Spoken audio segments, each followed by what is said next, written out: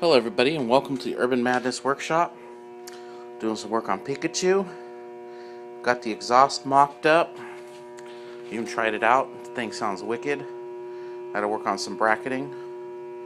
And what I'm going to do here is I'm going to make a spacer to go right here on this bolt. And that'll hold it up on this end. And I got to cut these brackets here off. Turn on the light here. I'm going to cut that one off and that one down there off because they won't mount to anything. This bike's a little bit strange. It's a long case GY6 with disc brakes, so the bracketing's just a little weird on it. So we're going to make this thing work, and it'll work. It'll be clean. I think I'm still resting on the center stand just a little bit, but I get those brackets out of there. I can move this a little bit over. I don't think we'll have that problem. Bike's beginning to go back together. I've got to pull the carb. Gonna have to upjet it. But the bike is sounding pretty wicked. The camera doesn't do it justice. It makes it just sound like a lawnmower, but in person it does sound pretty impressive. It's pretty loud.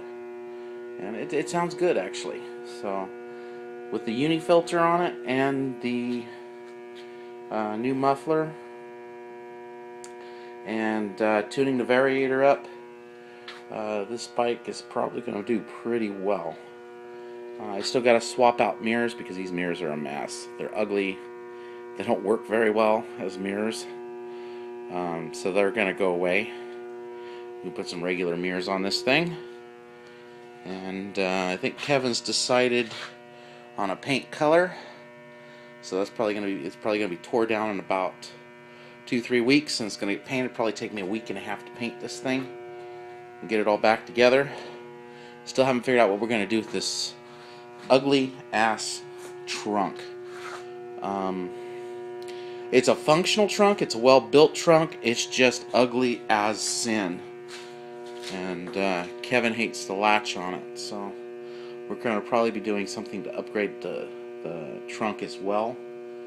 I think I've got him talked into buying new plastics for this up here, and a new windshield, and maybe even a new seat. We'll see. Seat's actually pretty cheap. I found a seat online for $50 for this thing, which isn't bad considering how large that seat is. It's a pretty big seat, and plastics are about $40. Windshield's about $20. So for the cosmetics, we're talking, paint is probably going to be about $25-30 worth of paint. Paint takes more time than money, and I think it's going to come out looking pretty sharp when we're done. But that's where we're at with it. I'd start it up and show you it running, but it is getting a little late. It's almost 11 o'clock, and again, the camera doesn't really do it a whole lot of justice. Of course, I could say fuck the neighbors and do it anyway. I don't like the neighbors. What the hell? Hit the brake, hit start. Yeah, it doesn't. Whoop.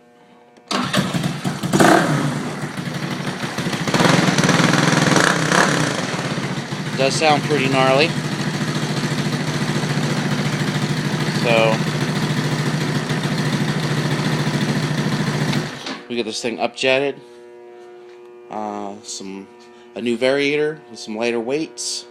Again, I'm replacing the variator in it because it's got a nasty groove in it and it's been cooked pretty good. So put that back together. Kevin wants to get that before this weekend so that we can get this thing on the road. He wants to try it out.